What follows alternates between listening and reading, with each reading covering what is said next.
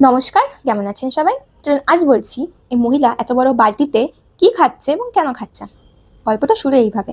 এক সন্ধ্যাবেলা ক্লাস সেরে আমরা 3 বেকার মানুষ বসে সন্ধ্যা ভোজ সারছিলাম। তখনই তাদের আমার সুপ্ত বিচিত্র খাদ্য তালিকা দেখাতে বললাম, দেখবি পাও দিয়ে রসগোল্লার পুডিং খেতে কেমন লাগে। বলল, তোর ভালো খাবার তুই খা, আমাদের দ্বারা হজম হবে না। ঠিকই বলেছে, বাংলার প্রবাদটা মনে আছে তো? সেই খাওয়ান দাওয়ান পর্বেই ঠিক হলো পরের দিন আমি আর মানসি 5 বার খেয়ে সিদ্দিকার সাথে ভালো বন্ধুর কর্তব্য হিসাবে ইফতার করব। তাই বিকালে তোড়জোড় শুরু।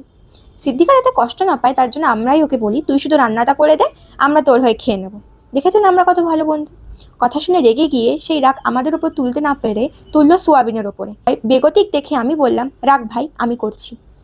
সেই অসহায় সোয়াবিনকে মৃত্যুর মুখ থেকে ফিরিয়ে এনে তাকে ডিমের মলম লাগিয়ে সিমুই দিয়ে ব্যান্ডেজ করে গরম করে সুস্থ করা গেল।